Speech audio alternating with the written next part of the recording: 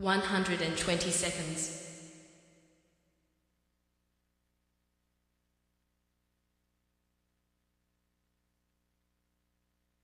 110 seconds.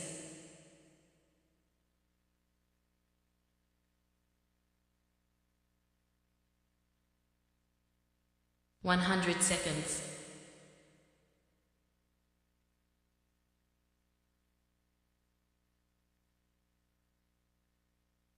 90 seconds.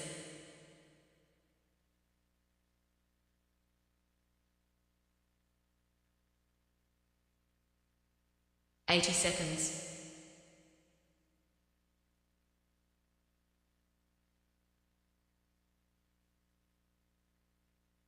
70 seconds.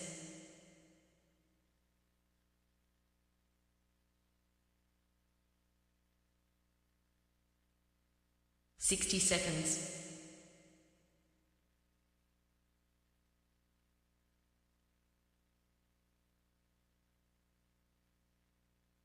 50 seconds.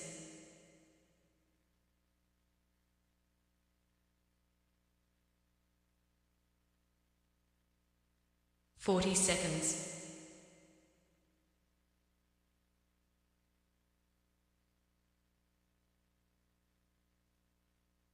30 seconds.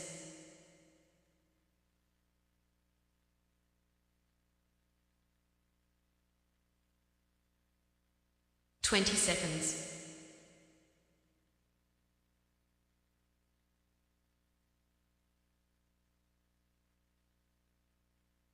10 seconds.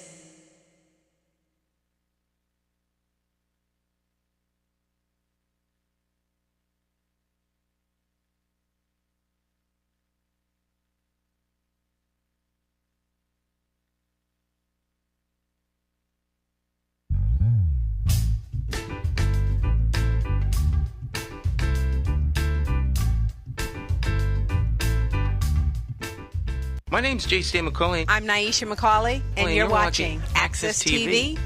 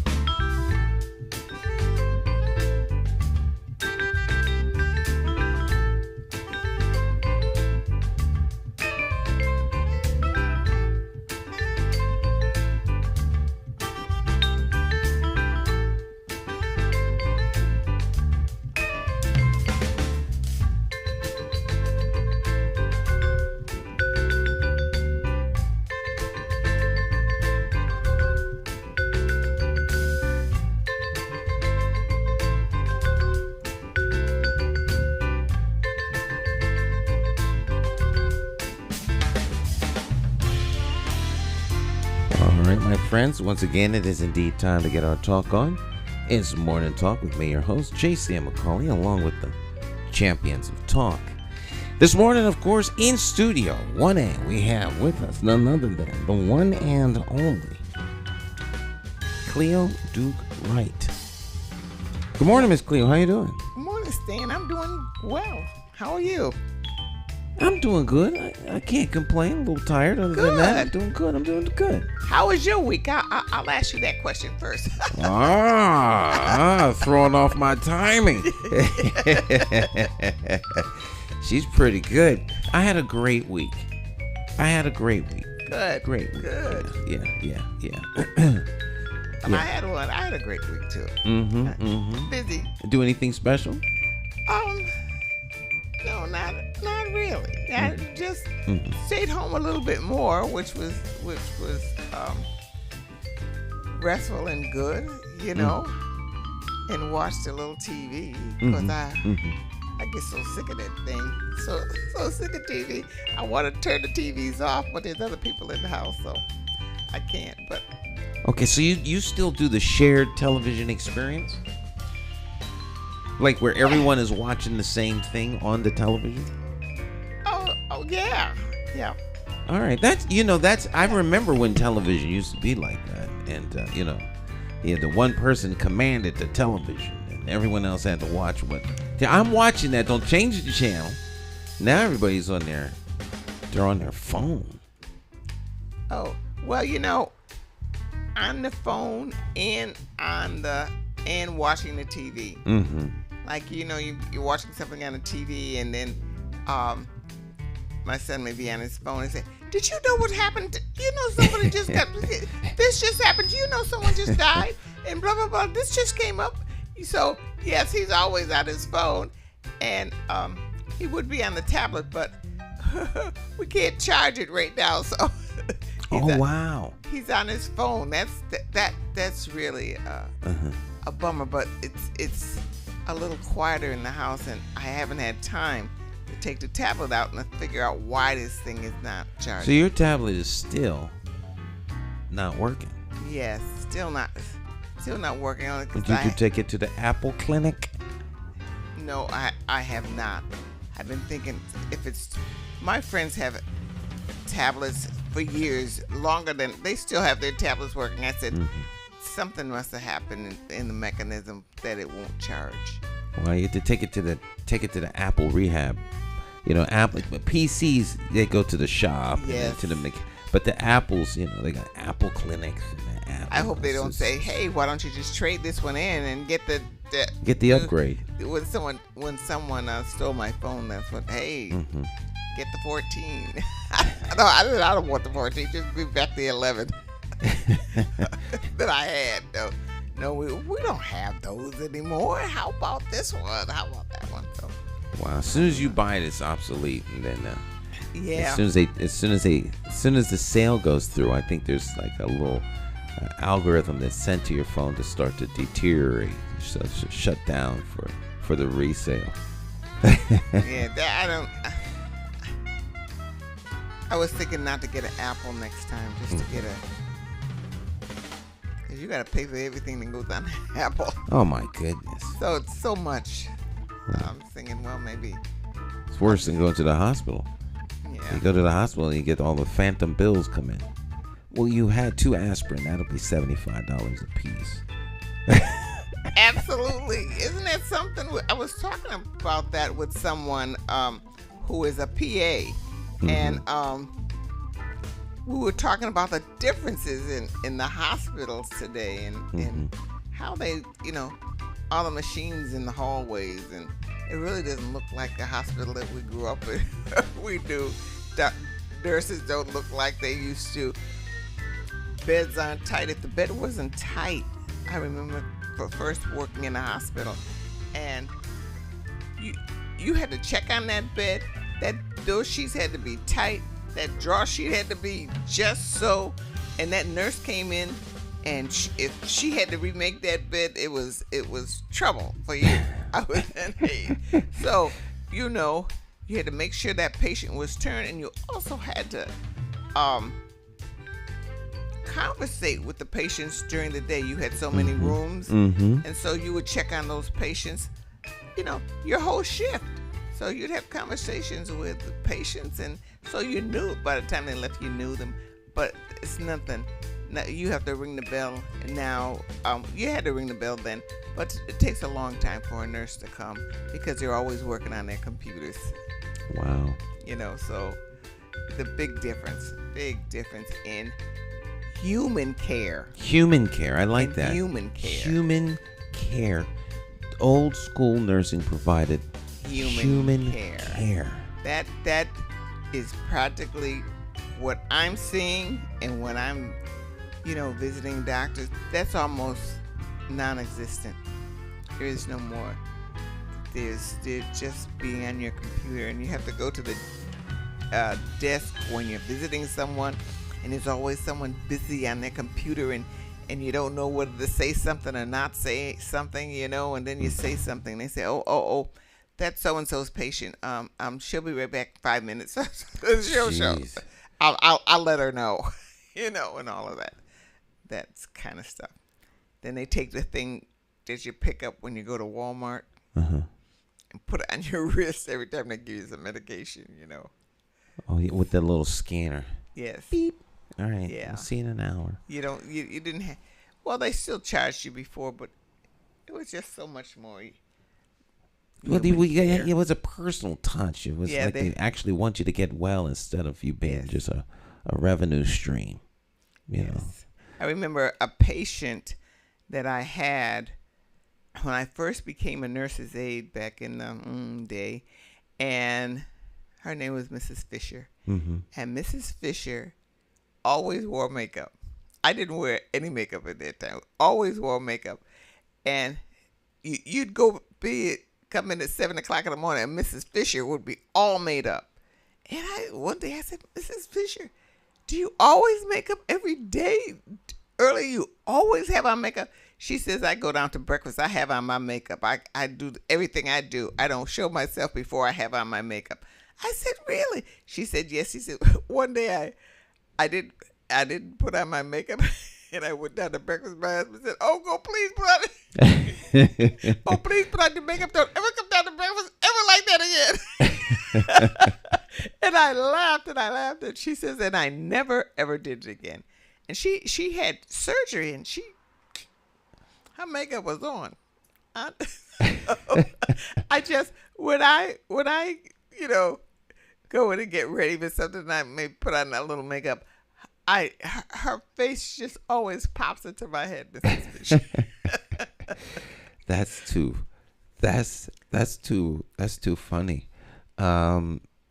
Well, fortunately, well, I was going to say something, but I'll refrain from saying. No, well, I'll say it. I was going to say, fortunately, men don't have to put on makeup, but things have changed. So you get to, yes. So we'll leave that whole subject alone. Definitely. A man taught me how to put on makeup. Mm-hmm. He taught me how to make my face look nice, and what he did every morning. Mm-hmm. And that was years ago. That was more than 20 years ago. He made sure his face was all right when he walked out that door. All right. Well, this morning, of course, is Friday. And every once in a while on Fridays, we have special guests join us. Of course, every Monday we have a guest from somewhere around the country.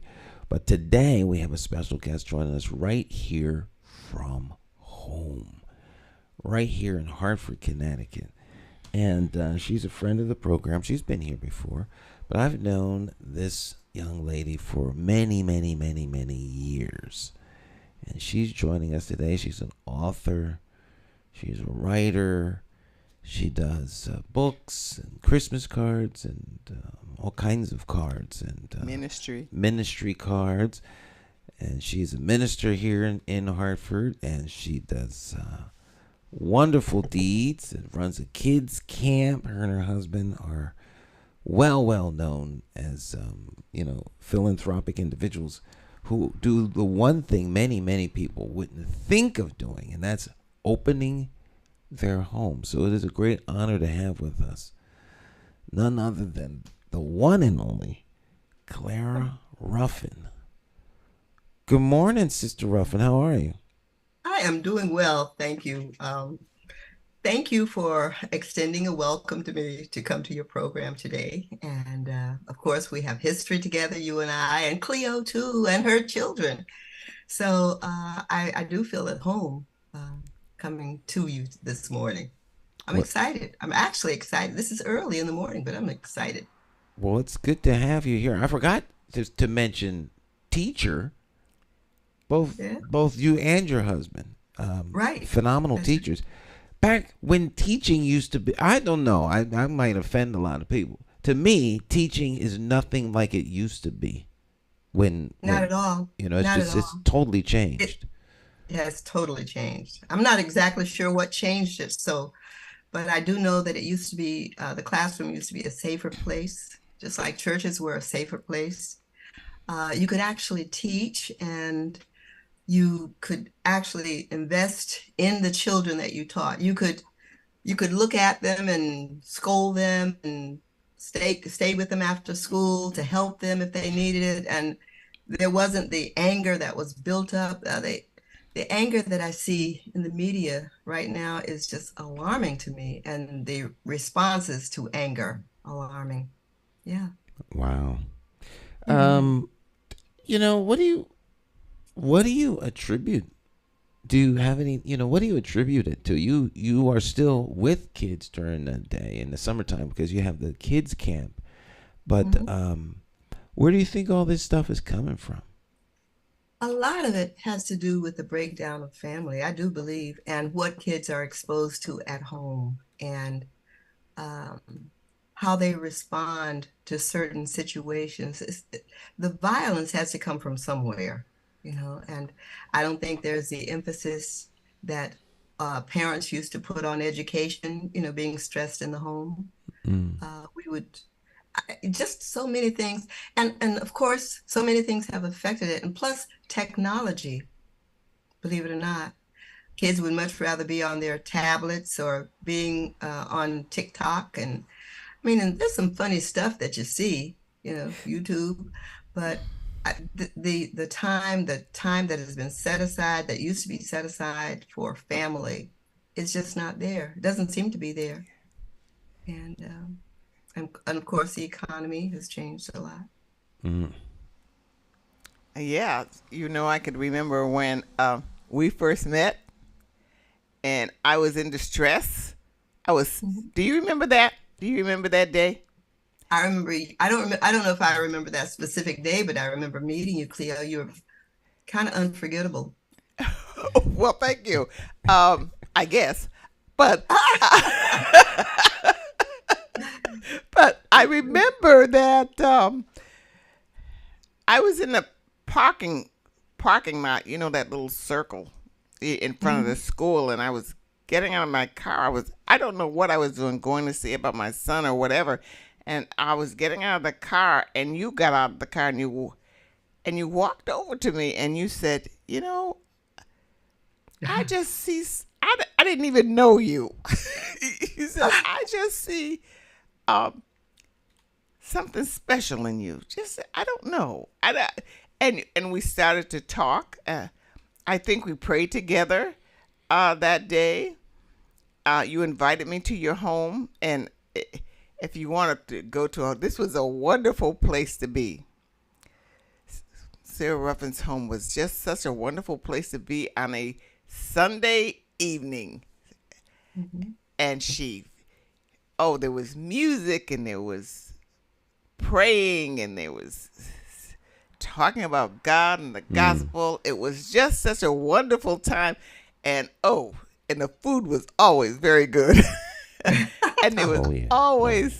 somebody different there. And it really helped me through those years being at your house. And I came for a while, for about every Sunday. Every Sunday. Well, And Cleo, may I say this? May I just interject something? I still see something special. There's something about you. There's something about your countenance. There is still something. It's still there.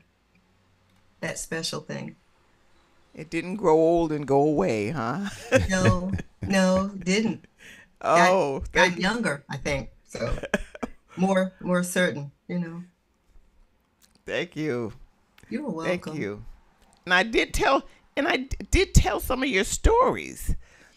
Oh, Um, wow. I can vaguely remember. See if you tell me what this story is. I told, and I studied it for a long time because it was difficult to get it in my head. Oh, wow. And it was about a detective. It was a detective story, but it was about Satan and fighting against Satan. And do you remember this story? I sure don't. I have other stories, but I don't remember that one. Oh, But I have to find that story. It was it because something I wrote? yes, you wrote it. You wrote Okay. it, and I told it.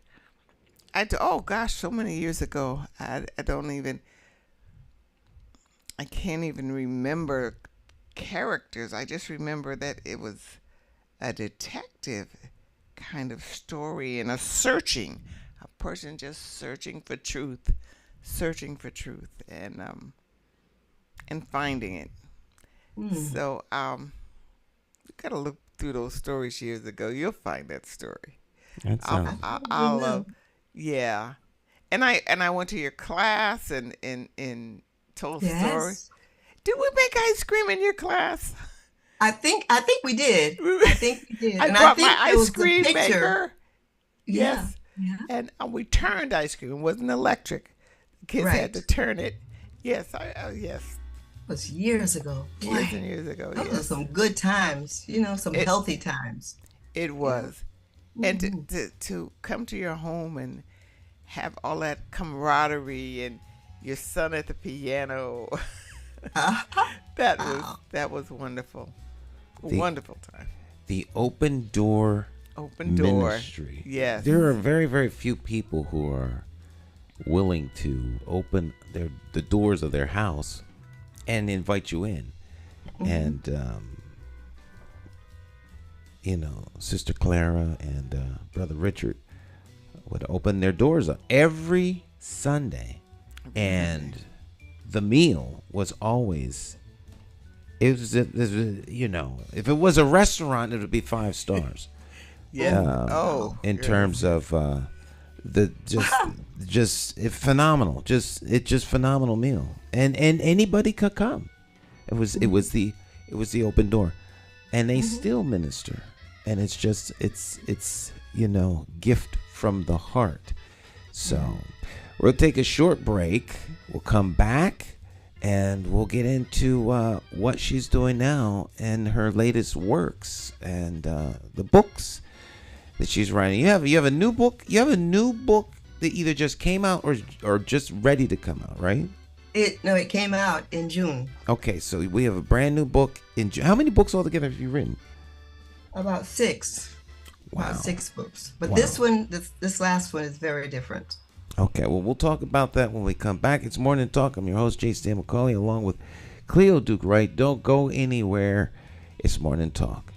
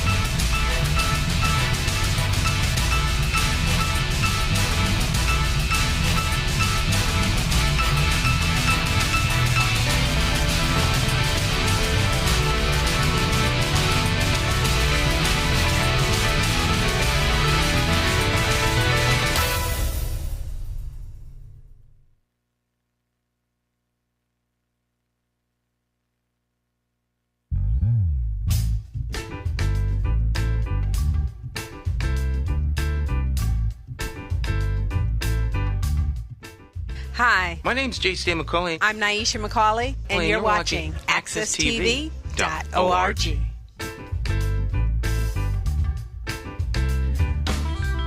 All right, welcome back. It's Morning Talk. I'm your host, J.C. McCauley, along with the champions of talk. In the background, none other than the extraordinary, the one and only, Jay Hogarth. You know, you can get his music at jhogarth.com. Oh, yeah. All right. Joining us this morning via Zoom, remotely zooming in, is our special guest this morning, Claire Ruffin. And right before the break, we were talking about her new book. So, talk to us about your new book. What is the name of it? Well, the name of the new book is Right Out of My Heart. But before we do that, Stan, can I mention something about those other 5 books that at least 5 books? Absolutely. Because I was a school teacher for so many years, all of my first books had to do with my students. And I would write stories about them. And so my first book was called Esteem, because that was directed to my kids. And the next one was We Win. And then there was Wisdom from the Briar Patch. And Could we see the book? You got the books right there? Can you show us the covers of the books? And I'll show you. This is We Win. And I'm trying to put it in a way. All right. There we go. Right there. There you go. We win. And because of the complexion of the kids, I couldn't get it into a Christian bookstore. Wow. And it was. How do you know that? How do you know that? Because how do you know that that's... Okay, well, the reason is there was this bookstore in, I think, Rocky Hill. Oh, yes.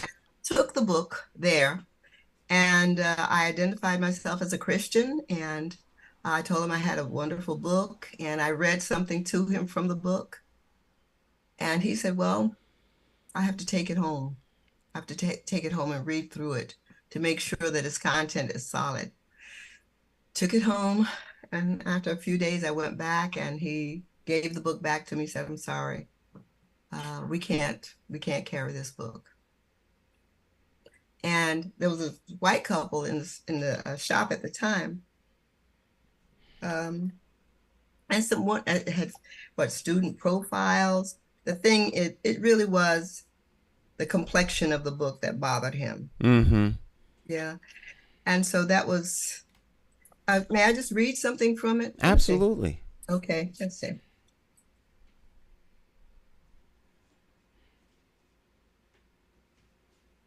Okay, page 45. It's bad when you can't read your own writing. So, okay. This one is entitled No One Knew, and this is directed to Christian teachers. No one knew I hid it well, the feelings I had within. For on my job, I played it safe so I would not offend. Not like my other colleague whose room was down the hall, who showed her love and shared her light, an ambassador on call. Some thought she was a fanatic. She was certainly full of zeal, and secretly, I kind of hoped her fervor she'd conceal. With a Bible in her drawer and a Jesus license plate, I think she counted it a myth and state. She said she knew her purpose for her presence in the school and thought her work significant and herself God's own tool. No popularity contest would this one ever win. She'd have lots more friends, I thought, if she would just fit in. Her being an obvious Christian was a bomb waiting to explode. I decided to advise her because she was violating a code. I told her, be less fervent. I believed that things would go well. Did you know that I'm a Christian too? But no one here can tell. There are lots of Christians working here, and it is evident we know it wouldn't be your choice to cause embarrassment.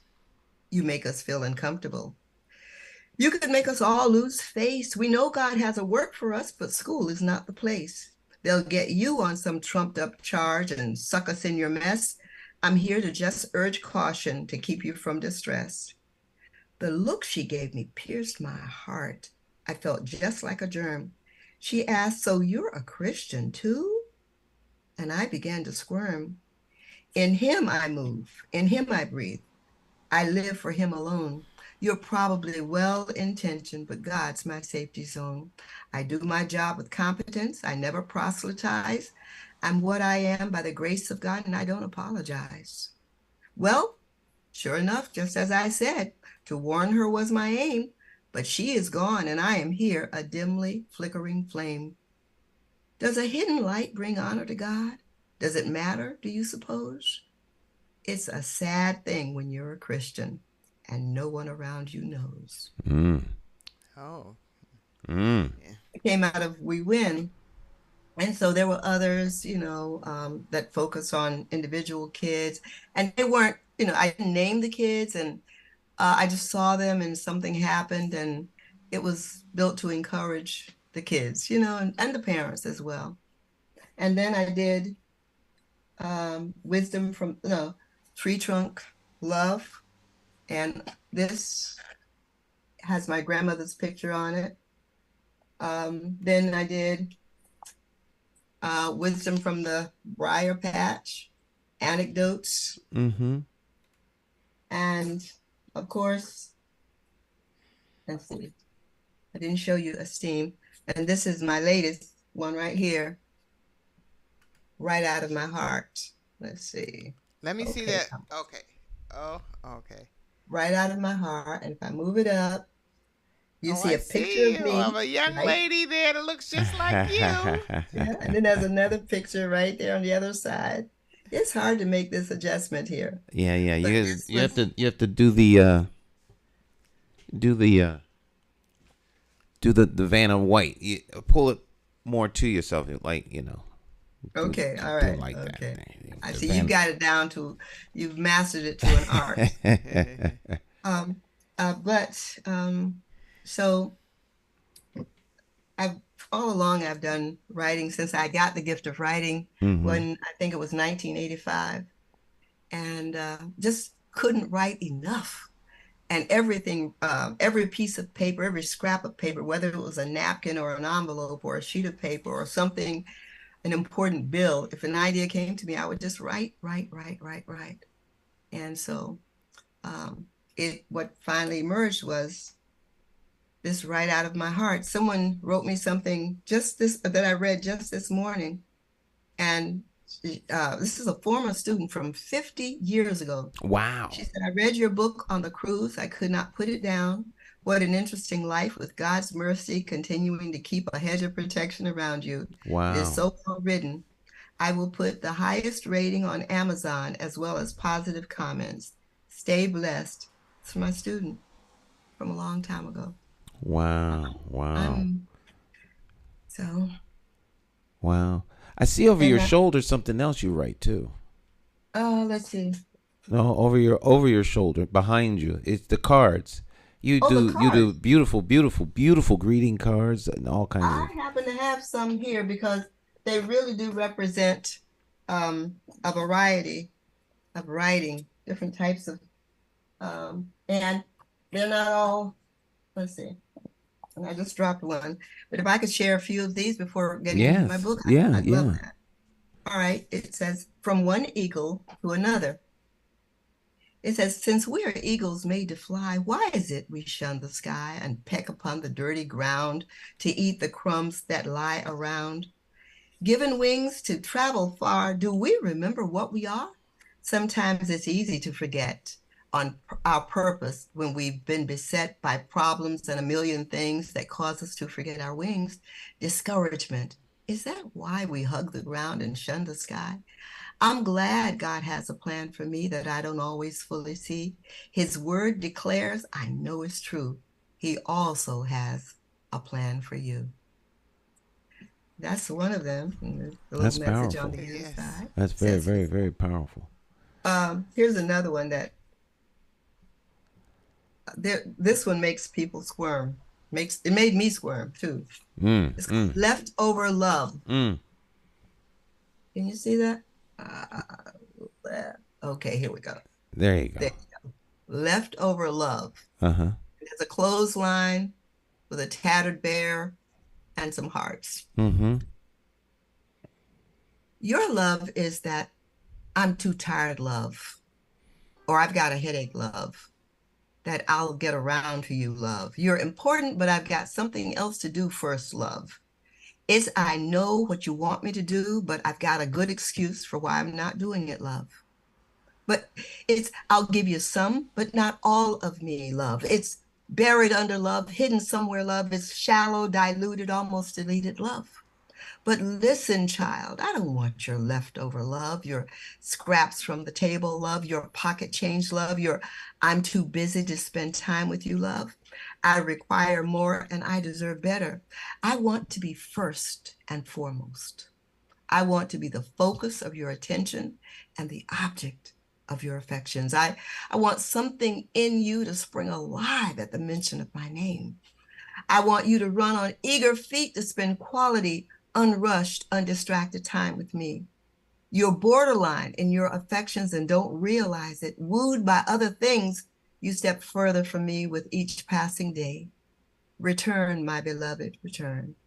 I missed my time with you, God. Wow. I think you're talking to many many people recognize themselves in that. Yeah. Amen. It's Amen. it's amazing how that works, because we do allow distractions. Oh, and we're so busy. I mean, before getting on broadcast today, I was trying to make sure that the background looked okay. So I was scrambling to move this out of the view of the audience or whatever. But let's see. So, but anyway, it's just that way. It's so easy to become distracted. I have Father's Day cards. I have Christ in you. And if you don't mind, I'd like to read just maybe a couple more in addition to Absolutely. Our God. Absolutely. This one right here, Our God. Mm-hmm. See, our God needs no MRI to see the inner part. He doesn't need an EKG to see into man's heart. He doesn't need to cut and probe to see what's in our brains. He doesn't need to draw our blood to see what it contains. No specimen of urine that we pee in a cup is undetected by him, for nothing trips him up. No cutting-edge technology can see more than his eyes. He knows our fears, he sees the hurt, and hears our silent cries. Please understand this single truth. It makes a lot of sense. The doctors and professionals are still his instruments. God's love for you is lavish. Don't worry and don't fret. If our God were a teacher, you would be the teacher's pet. Let's see. Very, very nice. Christ in you, and I think that would be, I could go on forever though, but Christ in you. May I tell my story? I'll try to make it quick. One day I went from healthy to being really sick. As I was prepped for surgery, in truth, I must confide, I prayed that those who worked on me knew Jesus was inside. I put my faith in God, you see. He's loving, faithful, wise. He'd place angels on the scene to assist and supervise. They might have looked like nurses or those with a specialty who knew that they must do their best because of Christ in me. I hope this card I'm sending is a blessing through and through to serve as a reminder that Christ is seen in you. Amen. Some of them are short and some of them are, I won't read this one, but I'll just show it if I can. I scored big time. Hold it closer to you. Yeah, thanks. There you go. Swoosh. Nailed it. Yeah. Okay. And it says, the day you became my friend. But I won't lie, it takes an investment of energy, effort, respect, communication, time, and care to maintain a quality relationship. I know sometimes I drop the ball. I never mean to. Please forgive me. And here's the inside of it. Oh, that's nice. That's nice. So where do you sell the cards, and where can people get them? Well, they have to come to my home to get them. I don't put them on what do you call it? Amazon. Internet. Because I did, while I bought the images, I didn't buy the right kind of image, I guess, or I didn't get the right no, I didn't pay enough for the image to have it seen on the internet. Okay. And when I was looking for the cover of my last book, I called the people that I go to, and I said, "Oh, I've been a customer of yours for a long time, and I bought hundreds of images." And the lady said, "Well, okay." She said, "You can use the image free." She said, "But for those others," she said, "you really do have to have a special type of license to use it." And she said, and I said, "Well, how much would that license cost?" She said, "Well, about 2,000, a little bit more than $2,000." At $2,000, I was swallowed, you know. And she said, "A month." Oh. Oh, wow. A month. I was swallowing hard because it said just for one time. And here, what? I don't sell cards like that. People come to my house because they've heard about me. I've done it for churches. I've done it for individuals. They come when there were a lot of funerals, a lot of deaths. I mean, people would still come with their mask on, and I've received a lot of support. Really, I have, but it hasn't come like bringing an abundance of money. I could just as easily give my cards or give one or two cards as to sell, you know, some. So that's just the way it is. Of course, I'm going to show you this, not read it. That's my son, Vernon, Dr. Vernon. And he's hugging his son. And on the inside is his beautiful wife. I don't know if you see her. Yes. Celebrating her birthday Sunday. I have a card entitled, "I Miss You." And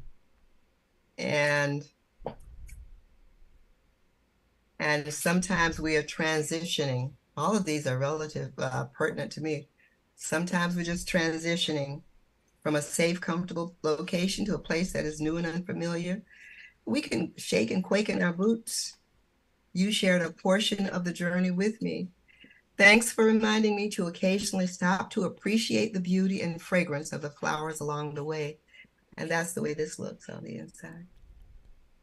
Yeah. Nice. Nice. So that's, I wasn't sure if I'd have an opportunity to share any of these poems, but I do Christmas cards, Easter cards, just about every kind. All kinds of special occasions, weddings. Yes. Oh, yes, I do. Anniversaries. And sometimes people can find what they need, and sometimes they can't. I tell them that these are specialty cards, and I know that in CVS, and I've even tried to put my cards in CVS, Walgreens, and places like that. But they have an exclusive contract with maybe Hallmark or some other card company, and that's fine. That's fine. Wow. These cards that I write minister to me.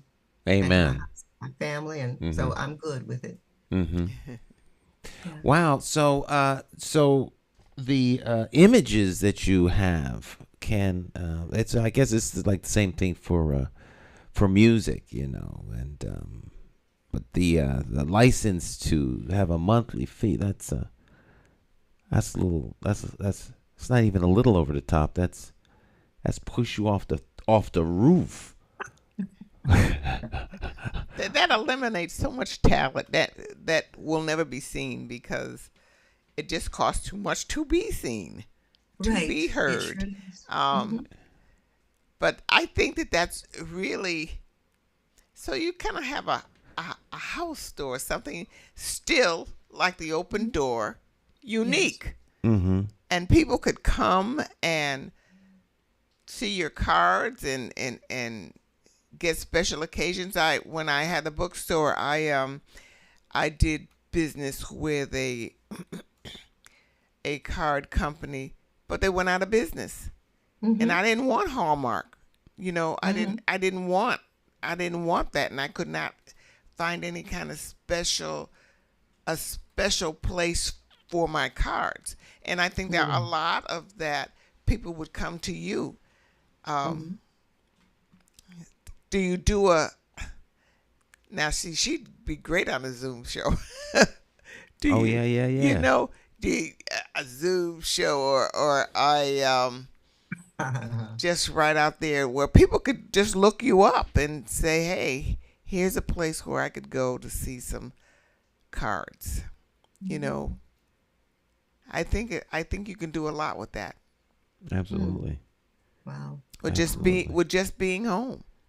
You know, and use that computer for something positive. You know, because people are so really hungry for the word, and I think it's your cards bring their feelings out. It brought it. Oh, some of those cards that you read, I said, "Oh, Cleo, that's you." You know, bring those feelings out, and to send that to that's a real card. To send it to someone who you really know will appreciate it is different than a Hallmark card. Yeah. You know what I mean? Yeah. It's different than a Hallmark card. So I praise you that you're keeping on what you do and what's in your heart. Of course, you always have since I've known you. Yes, you are. When I first met you, you were overwhelming. I said, "Wow, what is this woman talking about?" But I learned because you were so welcoming. You were so welcoming. Oh my God, I just thank you even for today for your welcoming me at that time in my life. You know, I just needed you so much. I needed that surrounding. I needed those people. You know, I remember the day that we washed each other's feet. I will not forget that. And people with so much to say and so much hurt, some of them would come out with their hurt. You have a wonderful, wonderful ministry. Amen. Thank you for the good memories of it, you know, because sometimes we didn't feel like we knew what we were doing. And that's the truth. But God knew what he was doing. Amen. Amen. Amen. Sure. And he knew who to use, you know. Yes, we're just so hungry for him, my husband and I. Yeah. So I sure do thank you for that, because you have a way of building up. So maybe what I would call you, Cleo, is an architect. An architect. Because I've been built up. Thank you. Oh, Amen. You're so very welcome. Thank you. Yeah. So your latest project is right out of my heart. Is right out of my heart. Now, what makes that book different than the other one? You mentioned how the other ones were. The other ones were poetic, and some of them, not just in Wisdom from the Briar Patch. I stopped doing the poetry. Did a little bit of poetry, but I did, you know, anecdotes and stuff. And with this one, I just wrote. I mean, it took me about 20 years to write this book. And I will read, they're short chapters. I'll read a couple of short chapters to you. And it's just enough to, I hope it's enough to intrigue you, you know, because this is not the teacher image that people might have is maybe a good image, but in Right Out of My Heart, it goes to the underside of some things that happened in my life. Okay. Before I read it, I want to read this from one of my students. It says, I knew when I met you years ago at Carmen Array School, you were different. I gave you a hard time, but you never gave up on me. As I began reading Right Out of My Heart, I became emotional, saying, get out of my closet, my head, my life, and things and thoughts that I had avoided and basically blocked out for years. There were a lot of similarities I could identify with. Mrs. Ruffin, AKA my angel, I love you. And I didn't sign her name. It was very personal. Here's another. I read this from cover to cover in less than a day. I cried, I laughed, I blushed, I took it all in. You're one amazing woman. Then this one, that was from somebody else I knew. Clara's words vividly manifest powerful imagery and riveting storytelling. This movie making worthy book is raw and real, You will be inspired to walk out your own God-given purpose and to seek the one who made you. And then this last one is from my sister, Claretta. I love you so much, and I also love the book, although it's making me cry. I'm actually boo-hooing. I should have listened to you and made better choices. So I can start reading this, okay? If you'd like. Absolutely.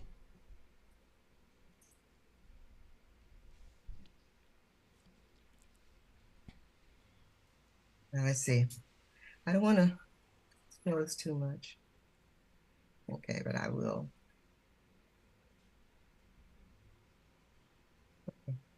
I'll read just 2 chapters. Okay.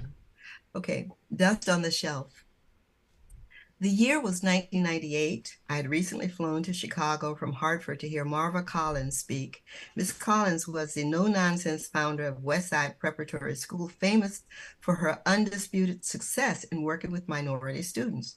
A teacher myself, I wanted to see her actually teach a class, hoping I could emulate her style.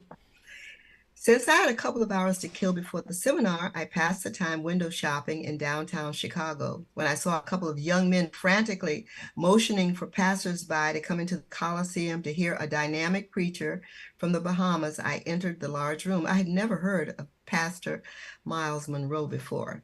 I remember hearing him ask the question, "What is the richest place in the world?"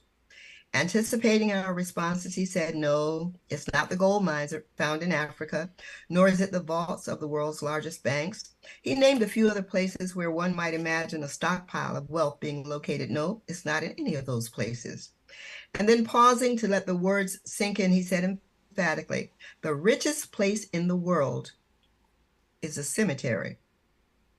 There are painters there who never painted on the canvas, authors who never wrote the books they were supposed to, orators, dancers, and others given a work by God who started but didn't finish the work.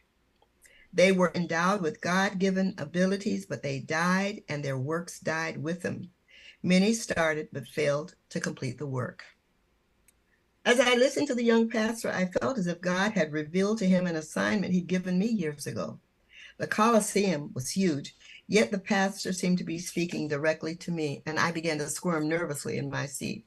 "Oh God," I breathed silently, "if you just let me live long enough to get out of this Coliseum, I'll write the book." And to be honest, I'd already written a few safe books of poetry relating to experiences in the classroom. But a couple of years before that time, I'd begun the task of writing the book that would free me from layers of guilt, shame, and rejection built up over the years. And like so many others had done in the cemetery, I had stopped. So I reached out to David Sanford, my good friend who was a college professor and author of good reputation, who wrote How to Read Your Bible, co-authored by his wife, Renee. David also worked with Luis Palau, the world-famous evangelist. Because of David, a portion of my story appears in one of Luis Palau's books entitled It's a God Thing, page 184, published in 2001. I was one of a few contributors to the book asked to publicize it on Christian radio stations nationwide. I asked David if he would present my book to some publishers, and he enthusiastically agreed to do that. Still, I dropped the ball.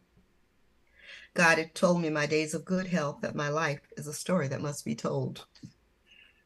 My life, Lord, expose my frailties, my mistakes, and my missteps, but God, I reasoned, what of my image and the facade I've worn these many years?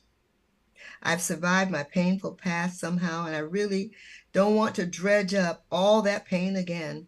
I have secrets, Lord, that are best buried.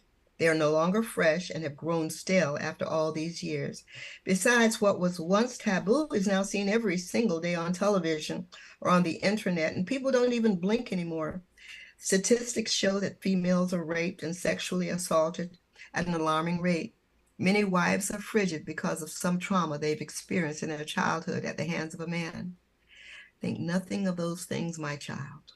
I'll use them, I'll use you if you become putty in my hands. And I'll free you from the facade and other hateful, crippling things that have bound you.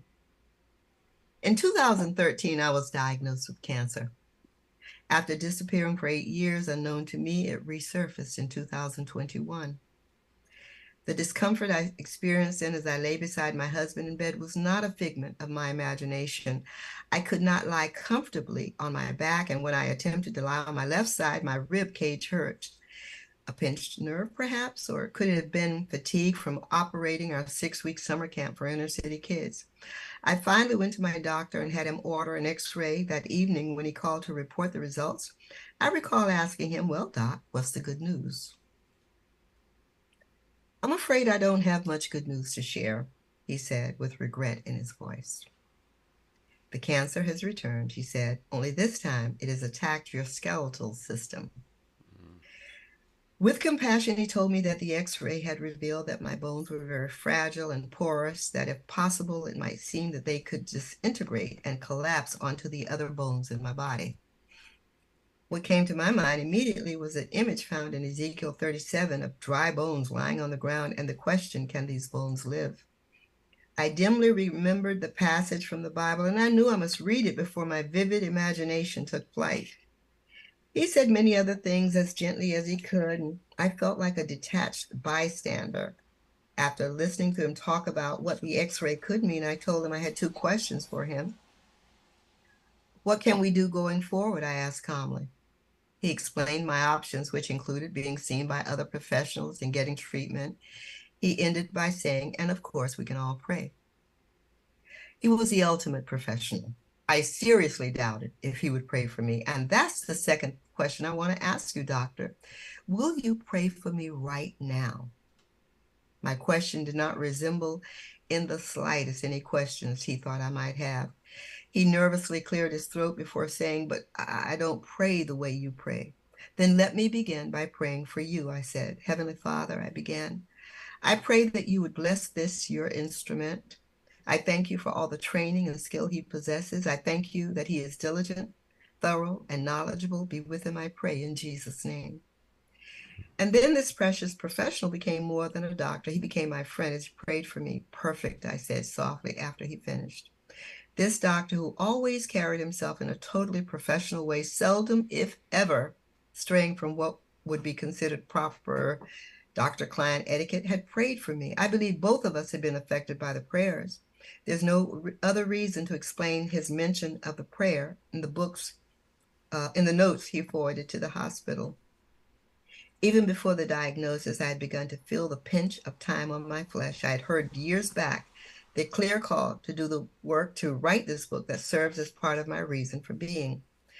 I have been compelled by this life-threatening diagnosis to finish the book that God sees as significant because it speaks of another type of healing, inner healing, and the freedom that comes from obedience to doing God's will. He will use this story of the pain, shame, and rejection I felt as a child and onward towards maturity as an instrument for my healing, as well as for other women and men whose spirits have shriveled up in darkness, panting for light and life.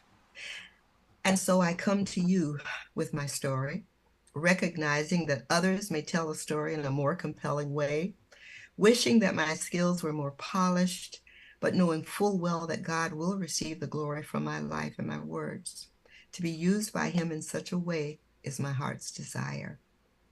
That's the end of one chapter, but at the end of every chapter, I have a poem that is relevant. And this is called The Assignment.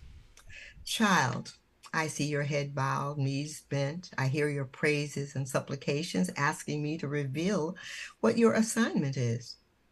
Have you forgotten so soon what I directed you to do a while ago? You briefly considered it and placed the assignment in a place where it would be visible. It lay there undisturbed, gathering dust, and then it was eventually ignored.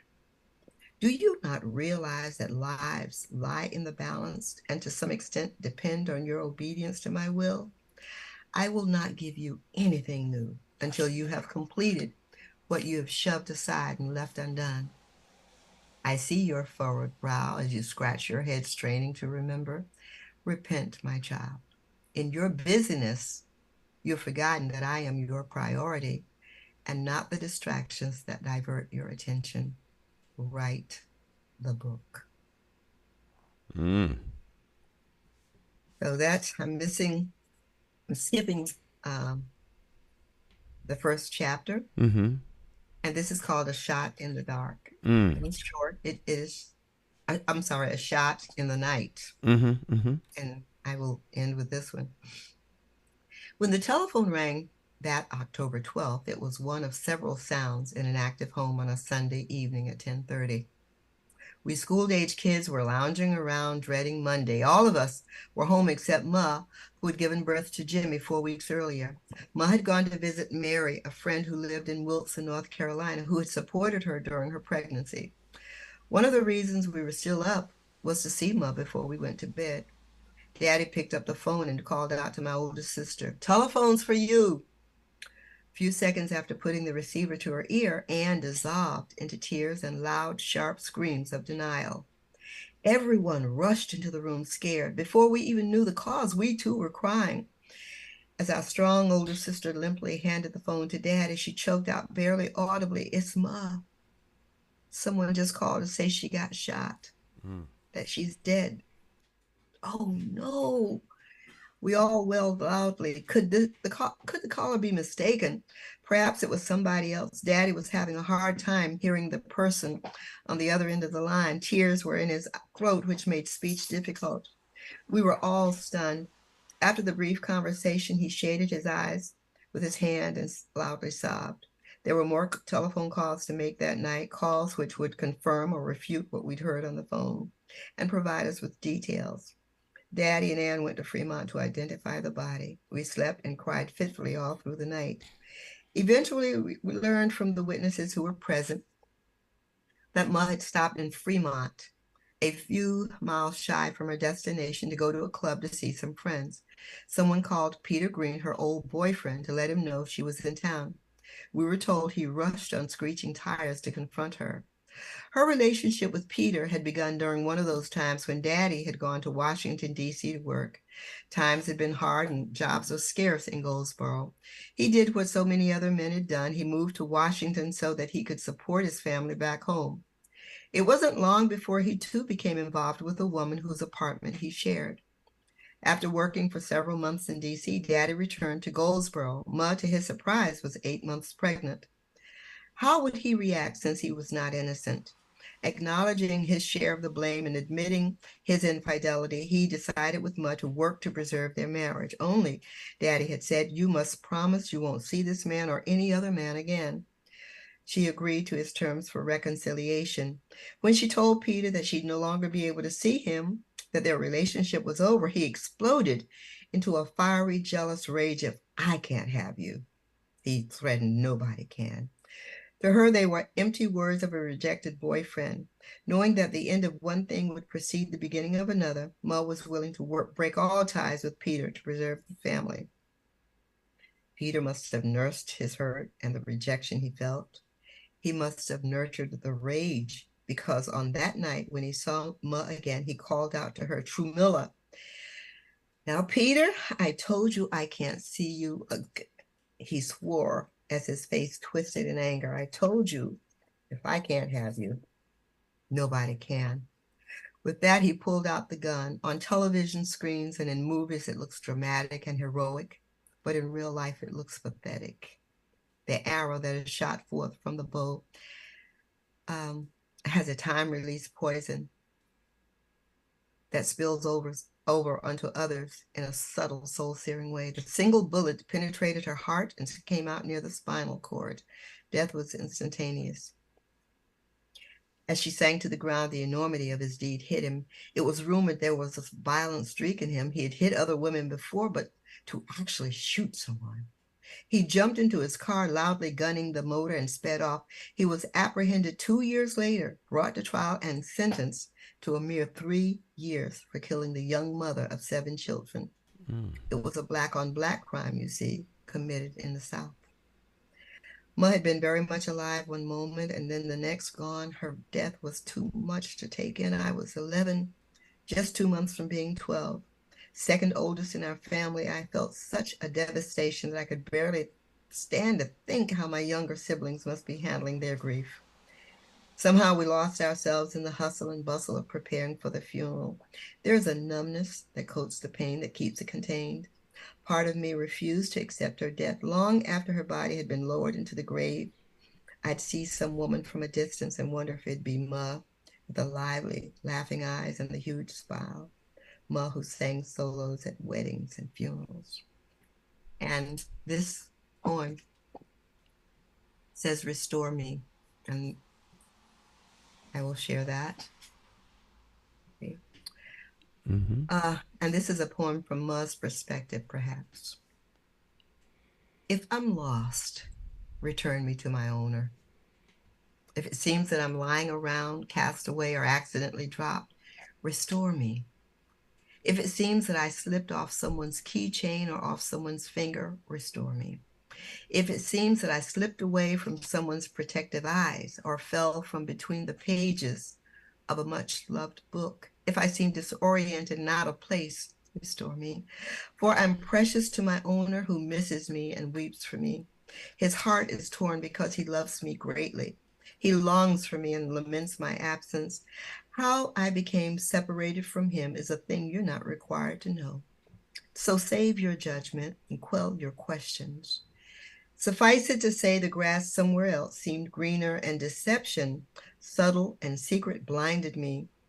I at one time felt in my heart of hearts, just as you do now, that nothing would separate me from my owner. Not tribulation, nor distress, nor persecution, nor famine, nor nakedness, nor peril, nor sword, no, not even death, nor life, nor angels, nor principalities, nor powers, nor things present, nor things to come, nor height, nor depth, nor any other creature could separate me from God's love. He did not leave me. I left him. If you have the eyes to see, if your heartstrings twang in discordant sound when we meet or when you think of me, if your spirit groans deep within me, restore me, please, through prayer. Praise God. Amen. Amen. Oh. Very, very powerful. Those are two chapters. Mm-hmm. Yep. How many chapters altogether? 22. 22. And you read chapters? I read chapter 1 and 3. 1 and 3. Mm-hmm. Let's see. So, Dust on the Shelf was the first one. Mm-hmm. Second one was Trouble in the Garden, but then the third one was A Shot in the Dark. Fourth is This All There Is? The next is Broken and Confused. Walking Wounded is next. Mama's Tree Trunk Love. In Transition, Confrontation.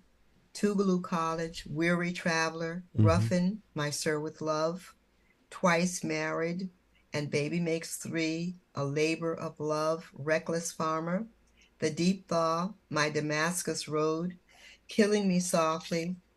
Resuscitated, then Right Out of My Heart, and Beautiful in My Own Eyes. It's the last chapter. Yeah. Advice for someone who is thinking of writing their first book. I have been approached with that a lot. And some of that has to do with them after they write. They've already written something, but then they want me to proofread it. And I'm not in for that. I'm really not in for that. I wasn't in for that when I wrote this book. I had someone to actually proofread it for me and to catch when there were too many spaces or not enough of this, whatever, you know. I would say to them, though, that if you really feel compelled to write, if it's something you think about, something you dream about, something that you get ideas from, and if you just really, I mean, it's not something that you're going to start, you might start and put it down. But if you really feel that it will help somebody, whether it's a child's book or whether it's an adult for how to become closer with your spouse or whatever the topic might be, if you really feel like it's something that you really want to do, it's something that you even must do, then go ahead and do it. Go ahead and do it. Write the manuscript. Do not necessarily believe that the world is waiting for your book. Don't think so, no matter how much it means to you. Don't think that it's going to mean that same amount to someone else. I am surprised by the responses I've gotten from this book. It was something I had to write, and it was a promise that I made to God. Lord, if you just give me time, I'll write this book. And I did. And then after I finished, it was like, okay, God, can we renegotiate this thing?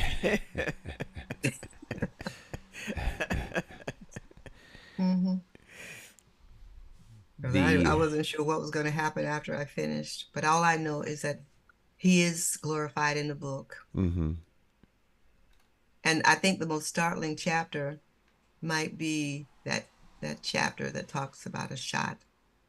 You just don't expect it. You don't expect someone to leave home and not to return, The difference between writing a book that is anything uplifting, encouraging, whatever the case is, whatever that book is, or whatever that story is, the difference between writing something like that and then writing something that is extremely revealing, where you're laying out your heart and soul. How difficult is that? And is it more difficult when it's finished because now people are going to read it, or is it more difficult when you're writing it? More difficult. It was more difficult for me when I was writing it. I was relieved when I finished and felt good about it. I felt really good about it. And I'm going to show you the title again. Okay, here we go. Right out of my heart. I'm here, and I'm also, the next picture over. But the man up here, and it says came right out of my heart. That man was my MIA. He was my missing in action. Never called him daddy, because he never served in that capacity. He was very proud of me. He was very proud of the fact that I was smart and that I looked like his mother. And my grandmother was a school teacher. He came from a really good family. But he was enticed. I think there was just a streak, something in him. He was a good-looking man, and there were many people who told him so, many women who told him so. And so he was not a good father, but he was a good farmer. Now, what do I mean by that? Right there. He planted a lot of seeds. Okay. Yeah. So that's it. And so as a result of some of the stuff that happened in my life, I walked through life feeling ugly, rejected. I remember once when I was in maybe 6th grade, a boy named Thomas, I think he's dead now, but he said, "You look like a dog." And words are powerful. I didn't look like a dog, but when I looked in the mirror, I looked like a dog. That was not really, but that's what he thought about me. I looked at my nose, I looked at my lips thick, I looked at my eyes big, looked at my hair short and stubby, and I didn't see anything pleasing. My complexion was different from my siblings. They were much darker than me. And here I was. We had names for each other. I won't tell you the names they had for me. Oh, Lordy. But anyway, I made this my story and not my family story, because there was a lot of dysfunction in the family. Yeah. Wow. Very, very powerful. Guest this morning has been Clara Ruffin, and she is Pastor Clara Ruffin, and her and her husband have the Open Door Ministry. They have a kids camp that they do every year, and they bear most of the cost, and usually runs for about 6 weeks every summer. And they have the Open Door Ministry for many, many, many, many, many, many, many years. Hundreds and hundreds of people have been through their doors to have a hot meal on Sundays. And I have to stop you, Stan. We don't have the Open Door anymore. well, We had the last time we had it. I think we discontinued it just before COVID hit, mm-hmm, and so we have an arm, but we're seeking God in terms of what He wants mm-hmm, for that. But I can tell you that many people who came to the Open Door, they weren't looking all that beautiful at first, but what God has propelled them into a much wider forum or platform. They are bishops now. I remember Cecilia Williams Young. She has been elevated to a very, very, very high position in Nigeria. And McCauley Young, who also attended the Open Door, he is a bishop now. mm-hmm. There are others who have, there are quite a few who have become bishops. There's Pastor Johnson, who started out, I mean, when he first came, I scared him because like Cleo was saying, when I heard about this, well, Naomi Johnson has a son. When she came to visit me and she just said a few words and I said, oh, I've got to meet him. And so she brought him to the house several weeks later because he was from out of state, I guess. And so when he came, the fireplace was all lit with flames and stuff. And his mother was standing in the doorway next to my husband. And I was sitting on the chair and I said, come and sit down, just sit down. And he was looking at me and he thought I was the strangest thing in the world. And he looked over to make sure his mother was there. This is a grown man, but this grown man had been high on drugs. And I don't think at that time that he could imagine that God would use him to become the bishop of about 7 or 8 different churches eventually. And he pours into this ministry, he pours into the camp. And he is phenomenal. He is a great preacher. I mean, I could sit there and just listen all day long to him as he preaches. Great people have come through this, to come to this house and blessed us in the process. Mm-hmm. But there have been some users as well, people who have come and said, one lady even was at a restaurant and said, why are we going to spend our money here? Why don't we go over to Ruffin's? And that's what they did. So, but it's been a mixed bag, but we don't regret a bit of it. Amen. Amen. Well, when you give the way you guys give, God always makes sure that you'll have what you need. Amen. With the wheat comes the weeds. Yes. With the wheat comes the weeds. Yes. All right. Well, thank you very much, Sister Ruffin, for sharing a large part of your morning with us. Got you up early. And, yes. But I certainly didn't think I would go this long. And but I look forward to meeting up with friends that I haven't seen for a while and being reunited with Cleo and just reminiscing about the classroom and ministry, and just knowing that our hearts, my husband's heart and my heart, our hearts are eager, even more for him. See, you should have been paying a little more attention to that little boy who called you that name. He probably had a crush, and you know how little boys are. He probably had a crush. You should have, on you, the little boy who said, that you had a face like a dog. Because you know what they do. They pull the hair. They treat you so mean. Maybe. And all the time they like you. Maybe, Cleo, but the last chapter in my book is called Beautiful in My Own Eyes. Amen. Yes. I got there finally. Yes. Beautiful in my own eyes. I always thought you were beautiful. Your reading was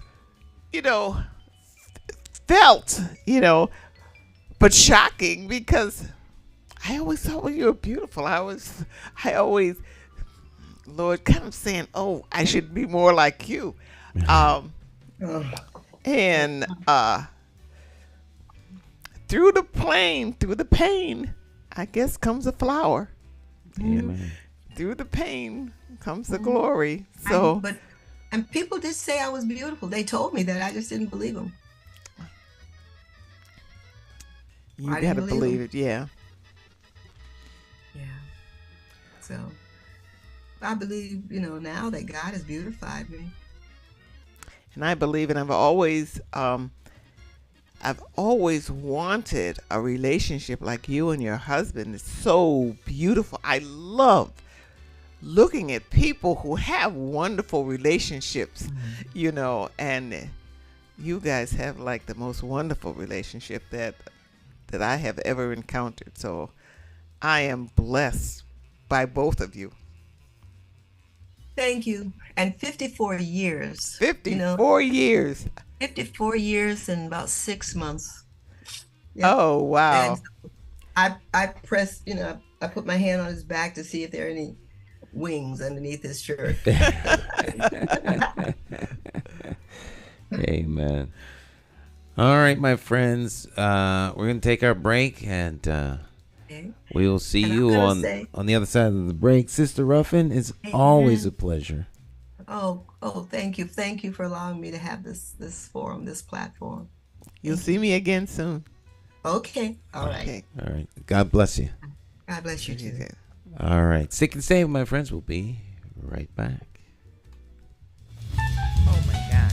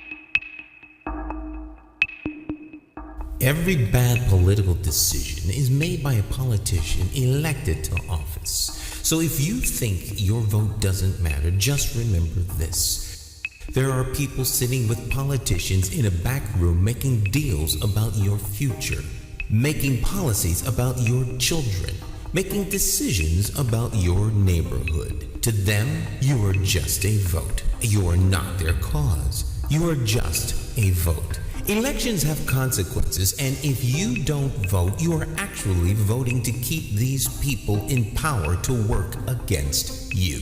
Now more than ever, you need to make your vote count. It's time to clear the air and vote for a mayor that is unbought, unbossed, trusted, and accountable to you, the constituent. My name is J. McCauley, and I am an independent thinker, and I approve this message. I'm asking you for your vote for mayor of the city of Hartford. For more information, visit McCauleyformayor.com. Have the courage to vote your conscience and vote for the name you trust and know. Vote J. Stan McCauley for mayor.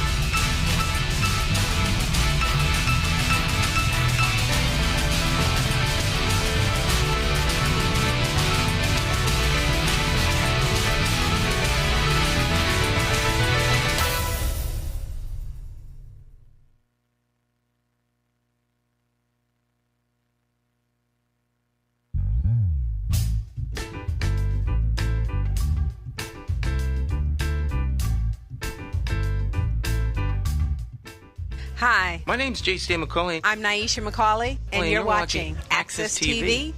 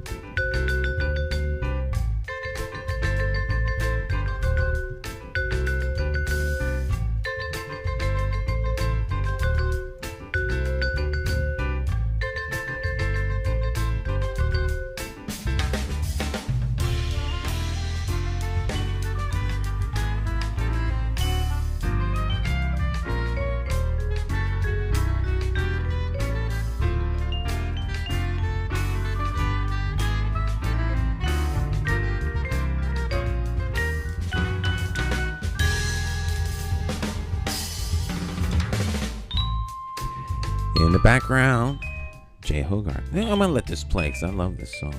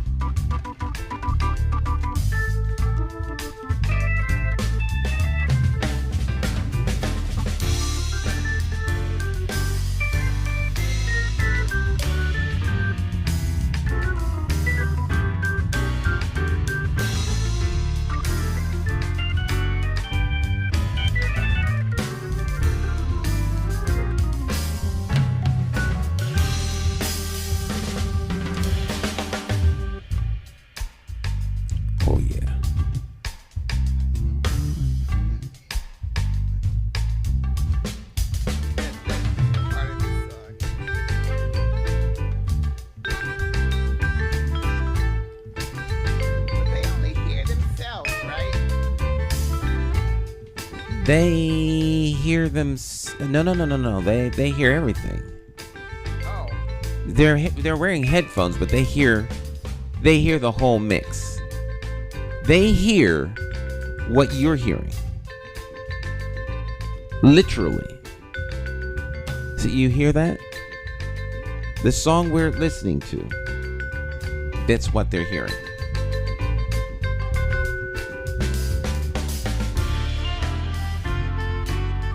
So, as you can see, everyone is wearing, there's studio headphones.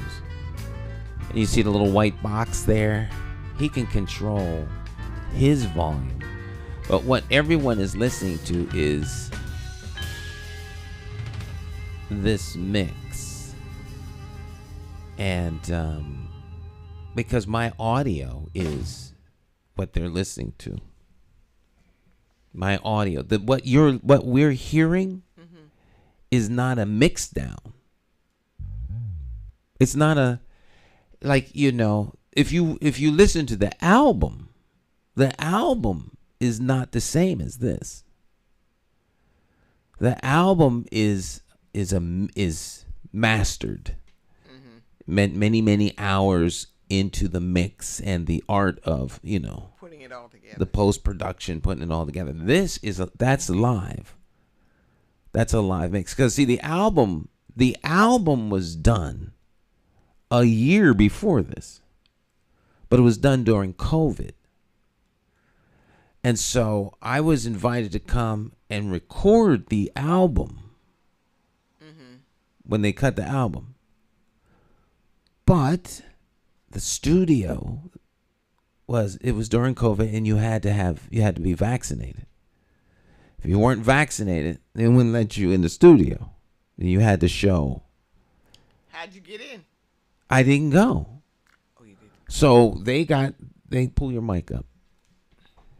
Jay got the whole group back together to record these videos. Oh. So this was like a full day recording. It went down the night before, started first thing in the morning, went through the whole day. There's like 12 to 14 songs that they did. They're almost all of them are are prepared as videos. But that was a lot of fun going down to Van Gelder Studio.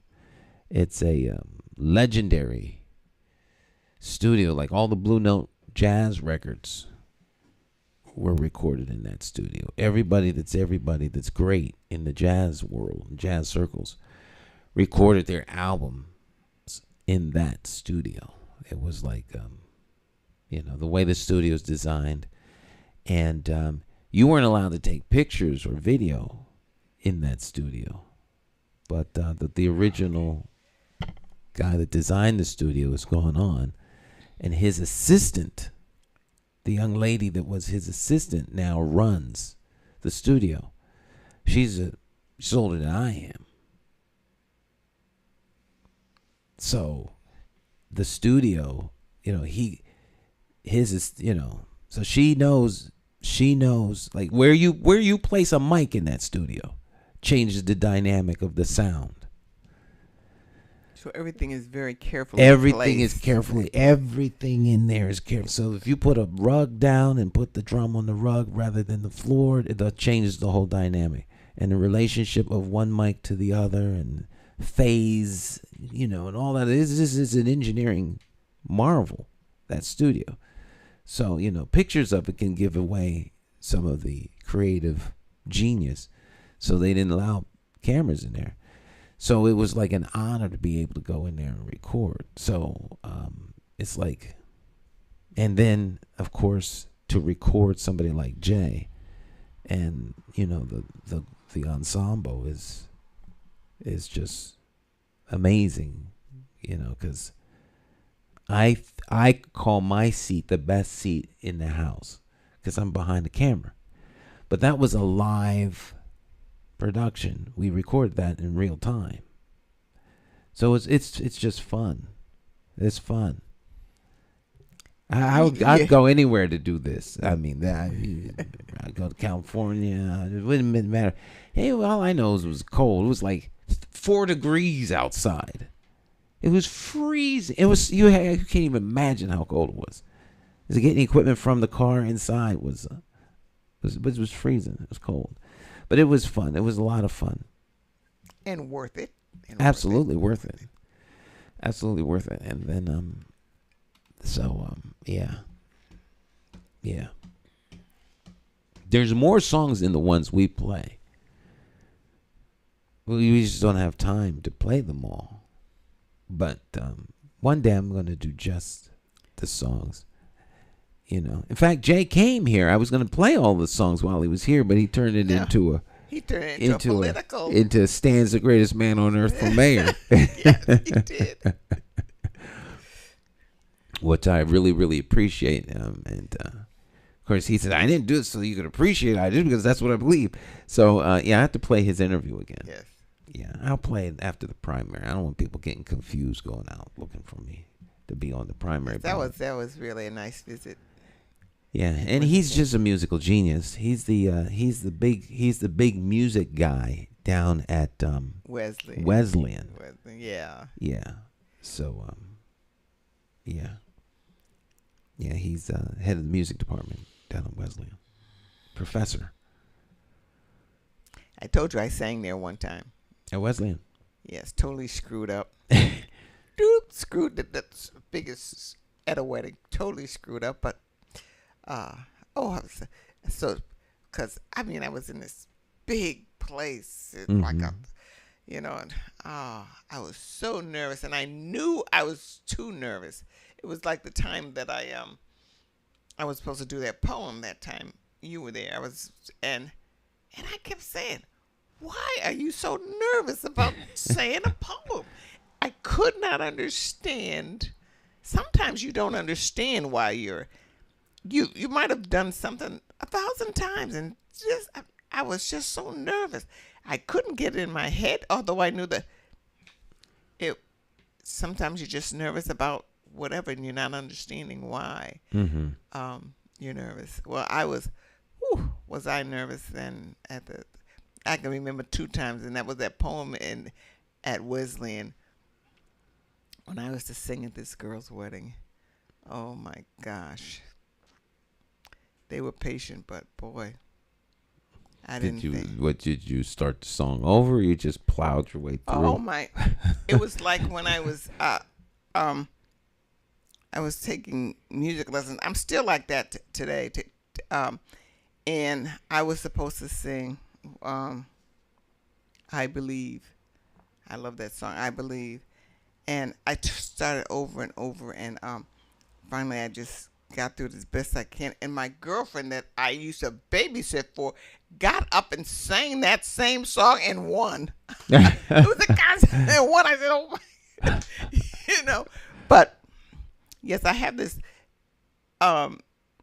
nervousness, and like Claire was saying, if someone says something to you, words are so powerful. So that sticks and stones and break my bones is not true, because someone said to me, you sing, but it's all in the back of your throat. So after that point, and and this. So I tried to make my voice come forward, and I still do that even today. I could sing beautifully at home in the shower or just running around the house, but get in front of people, no, I can't. And someone said, I'll teach you how to do it, because this is, you're just forgetting. I'll teach you. But sometimes people say things to you, and it lasts a lifetime. Words are powerful. Words are powerful, yes. Yeah, words are powerful. In fact, it's interesting, because when you said lasts a lifetime, Cacique, who does Wednesdays, co-host, he always uses the phrase that words are spells. And when people use words, they're casting a spell. And so, when it comes to destructive words, and the effect they have on you, that's like a spell. You can derail a person. Yes. By saying the wrong things. Certainly can. Yeah. Powerful. And no words. matter how much weight I may lose sometime in my lifetime, which I don't think is going to happen too soon, but no matter how much weight I lost, I still was fat. And I couldn't understand how come people are telling me, oh, you lose weight, oh, you look so good. But I don't see anything but a fat person. I can't see it. And I need just as much room to get through a space as I did when I was bigger. So it just doesn't, it's in your head. All your life you've been something, or you thought you were something, but you really weren't. Your mind says, no, you're fat. I don't care. But you're so, I'm fat. and that's, just what she was saying. Words and your mind gets made up to be something, and it's hard to, even when you know it's different, doesn't change your behavior or your, It's interesting, like how, on the campaign trail, there's been a lot of talk about some of the social issues facing the city. Obviously, crime is a big one because of this rash of murders that we've just been experiencing over the last week. And, but, homelessness, poverty, that's been another big one, particularly homelessness and how people interface with them. So my big thing that I've been saying is, like, when you see them, quote unquote homeless or other people, what do you see when you see certain people, if you see them at all? Like, what do you see? Like, for when you see a cow, do you see a living creature? Do you see beef? Like, what do you see when you see a person?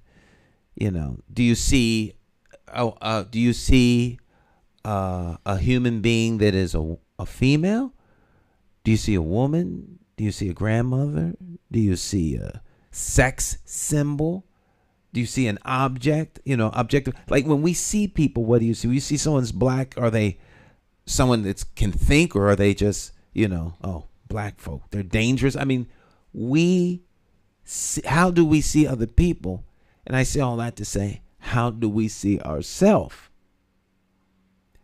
Because sometimes we allow other people to define who we are, and we begin to see ourselves as they see us, and now you're in some deep trouble once that happens. Well, you see yourself like other people see you, because when you're growing up and you're a child, you see yourself the way your parents see you, because that's who you are. You are who your parents say you are. You have to grow out of that. Some people don't grow out of that. And from your parents, it's your classmates, from your class, it's your teachers who are telling you who you are. You're not really deciding who you are, maybe when you're by yourself and you're doing all of these things, but you really believe these people that you trust and that you love and who are guiding your life. So you have to come out of that at one point in your life and discover, I mean, they may be right, but and discover who you really are, And sometimes that takes a long time. If you've gone through experiences like our guests went through, or other people have gone through, you don't ever know. And I learned this in when I was working with the homeless, and you don't ever know what brought a person to these rooms. You can't say, and when people say things like they're just lazy or they're this or they're that, they have no idea what that person is or who that person is. So when I'm looking at someone, I don't have any idea. And when I'm looking at people who won't talk to me and look at the floor, I don't know. I don't know where that person comes from or who they are and why they're projecting whatever they're projecting onto me. I mean, if people logically thought about it, if you don't like the color brown or black, you're projecting that on me. I don't like you because of the color of your skin. How ridiculous is that? That is just, I don't like these instruments because they're black, or I don't like that poster over there because it's got a white background. I hate, tear it down, destroy it. That doesn't make any sense. And I just, and I'm saying, sometimes I say, what are they seeing when they're looking at me? Because you get so many different. I was getting my husband onto the elevator, and the people stand. Some people get rushing. They're rushing. They want to get in. So I just tell people if the elevator comes when other people there, I just said, go take the elevator. Go. And yesterday two elevators had gone by, and this lady was standing beside it. I said, oh, just go. She says, oh, no. She says, you go. We're going to the same floor. You go, and I'll get in, and we'll get up to the to the floor. So she wasn't as impatient, and she seemed to know that I was frustrated trying to get him into the elevator.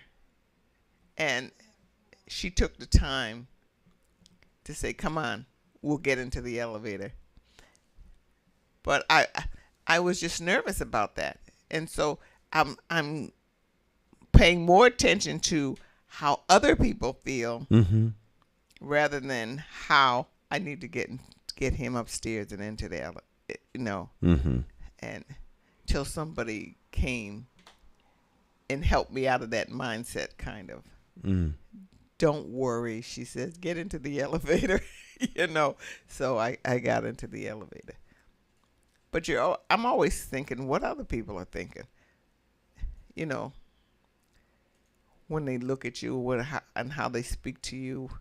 What are they seeing? Yeah, what do they see, and how do you see? How do you see other people? Do you see people as being? Do you value other people?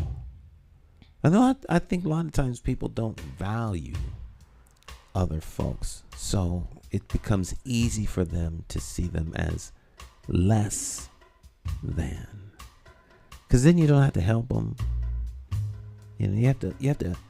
If you're gonna help someone, you actually have to care about them, or care about human beings, or care about, like caregivers, teachers, people who these are like ministries of helps, where they help. And as we started off talking about health, doctors and charging you for everything, and how much hospitals and nursing has changed, and how much school has changed. It seems as though people are no longer trying to help folks, or the helper people are less, and when they see you, they see an opportunity to gain, and exploit, take, as opposed to give. And our society is very, very move what you have to me, move what you have to me, your wealth to me, your riches to me, your position to me. I want what you got, and I'll do anything to get it, as opposed to, well, I want you to have what I have, and I'll do anything to give it to you. as long as you want it. Sinful behavior. Yes. I want everything you've got and then some more. Mm-hmm. And I'll leave you right out there in the street to Take everything you got, your life, your clothes, and everything, leave you on the street. and leave you on the street. It's a pretty ruthless, and it is undermining the fabric of humanity. But a homeless society is really not like that. Mm-hmm. It is not the homeless society that is shooting all these people. No, It is not homeless people. they're criminals that shoot one another. Who are going out here doing all of these things that are against the law. Right. Homeless people are not doing that. Oh, Homeless no. people are living, and they're living in community. Yes, They're living like and they support one another. and they support one another. Yes. That's right. Basically, homeless people support each other. They don't have time for crime. They're surviving. They're in survival mode, and then they do, yeah. Right. So absolutely. now someone could come along and exploit. Well, we exploit the homeless all the time. But their mindset is not on whether you're exploiting them or not. Their mindset is survival well, and being, mm-hmm. and because they're never really by themselves. You don't find most homeless people, or I've never, that just stay by themselves. There's always a group. There's always a group. And they have a funeral. They're all there. Mm-hmm. They're all there. It's a section or subset of the society that is ever present around us, but most people don't see, don't want to see. They And put they blame blinders them on. for so many things. Yeah. That is not so. They blame them for. Mm-hmm. Homelessness made bad choices, but we all make bad choices. There's plenty of bad choices made by people who are homed, That's right. housed. They just don't. They're just not known by the broader, by people outside their little circle. We had a forum this week on homelessness and housing, and homelessness seemed to be a big part of the subject, not just housing, but homelessness. And I can't help but think from time to time that there is a whole industry that exploits the homeless, and folk are. Of course there are, and we know their names. Come Folks are making big money off the homeless. It's Absolutely. like a new breed of cotton. The homeless. We gotta help the homeless. Well, if you want to help them, put them in a home, give them some startup, and let them be. But it's like they're managing the homeless. It's not like they're really trying to alleviate it. They're trying to manage it and profit off it. I can't help but think that many times, particularly when I hear some of the. That's right. Absolutely. You hit it. That absolutely. That's how it is. I'll say it. That's It's an how it is. industry. That's my experience. Yeah. They're not. And Cleo knows a thing or two because she was in the industry for a long time helping. And I shouldn't say she was in the industry. She was a helper. It was ministry, not industry. Absolutely. And I think that's what's changed. Service has turned into an opportunity to. We try profit. to make people who are different than us and we don't quite understand live like us. Mm-hmm. But then they can't live like us, because if they couldn't live like us, then they wouldn't be in the situation that they're in Mm-hmm. for so long. Take people where they are. Yep. Homeless people need, if you're going to house them, there always needs to be a manager so they won't go amok. I just don't put them in an apartment by themselves and then blame them when it doesn't work. Of course it's not going to work, you know. Those people who have had that before and had that experience before, maybe they would make it, I don't know. But a lot of, I'm going to say most, are not going to make it in that apartment by themselves. Pretty soon their friends are going to come up. Pretty soon there's going to be somebody up there to manipulate the whole situation and take advantage of the fact that they have an apartment and there's somewhere to go, so we can go lie here because so-and-so is here. And then nothing comes of it. Stick and stay. We'll be right back. Hartford is run by the Democrat Party. It's a single-party town. And it would make no difference if it was a two-party town or if it was run by Republicans. All right? Anytime an organization runs a thing, the organization that manages or runs it wants to remain in power. When a political party runs the responsibility of governing your city, they're more concerned about remaining in power than they are concerned about providing needs for you, the constituent. It's your government, not the party's government. That's my only issue with the party. I'm a Democrat, all right? But I will never be embraced and accepted by the Democrat Party in theory because I'm not towing the party line. You understand what I'm saying? So the party needs someone to run for mayor. The mayor is an instrument, and he is a component of the machine that is city government. But he's less accountable to you and more accountable to the party, and the party has an apparatus by which to hold him accountable. The town committee, all right, and then the chairman of the party for the local municipality, and then the chairman of the state, and then and on and on and on, and the president and all that other stuff. And so the state committees, all right. So they want to vet you. So you run for some local office first and see if you can be trusted, this, that, and the third. Can you be trusted to lie, cheat, steal, put out lies, take in cash? Can you be trusted to do that? If you can't, then we can bring you in. All right? But we always got to hold you at bay because the power is tight. The power is like an aphrodisiac. People like it. It's worse than cocaine, right? They want the power. And once they get a taste of the power, they want to hold on to the power because the power is literally to give projects up or down. That's it, right? But the power is not meant for that. The power is there to manage the system on behalf of you all, the residents, okay? But when you as a constituent are not satisfied because there's people being murdered and it doesn't seem like anyone's giving it any attention, and you feel that your investigative agencies like the police department should be looking into these things, you then become a thorn in the side of the people who are supposed to be doing stuff, all right? Or you have a community review, like a civilian review board. And the civilian review board flags particular incidents that happen by police officers. But those incidents might be a liability to the city. So the city is crushing those things from going any further because if they do so, in theory, they'll expose themselves to a liability and they can be sued for millions of dollars.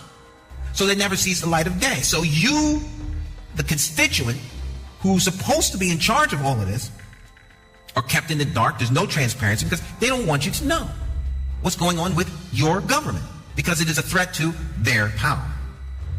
So if you want any of that to change, you need to elect somebody who you can hold accountable, as opposed to the party installing someone who is beholden and accountable to them. This is not rocket science. Very simple. Very, very simple. Very simple.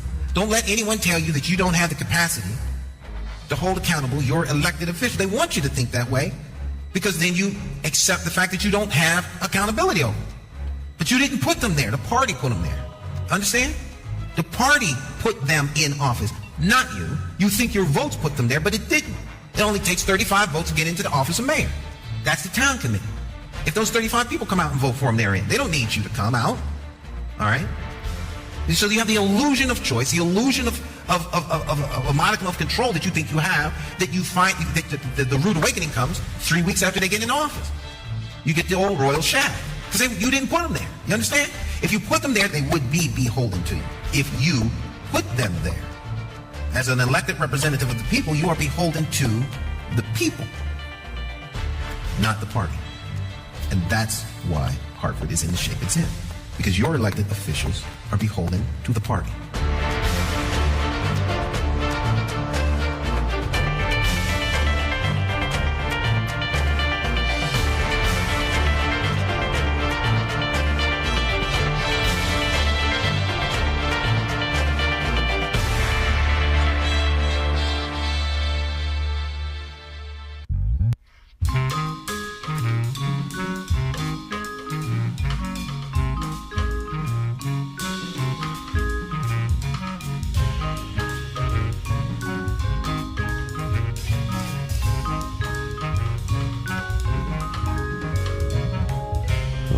right.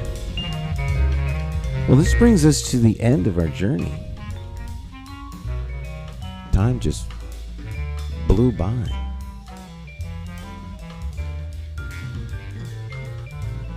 Any plans for the weekend? No, relax. No, there's not too much. I'm hoping nothing comes up. Okay. You know. I think the sun's starting to come out a little bit. Clouds So are I have a big. little time before I see Doctor. Where Oh, you can get Doctor today? Yes. What can I do to shed a few pounds before I see him?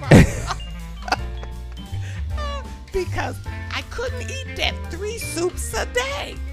Soup for breakfast, soup for lunch, and soup for dinner. No, I went out for dinner. I was invited out for dinner. I tried to cook reasonably, but the soups every day gave me a very bad upset stomach. I had upset stomach. I had to leave work behind that. But those are just excuses. I'm just practicing on you. Oh, okay. So when you get to Doctor, you can say to him, Doctor, my stomach, like the soups weren't working with me. That is no excuse. You're making excuses. There's no excuse. But no, I'm not. I'm gonna go in there like a grown woman because I'm a grown woman. There you go. That's right. You know, and I don't want this grown. intimidation. I'm grown. And I don't want Micromanage this my meal. That's right. I didn't do that because it wasn't for me to do that with. I'm not gonna be intimidated.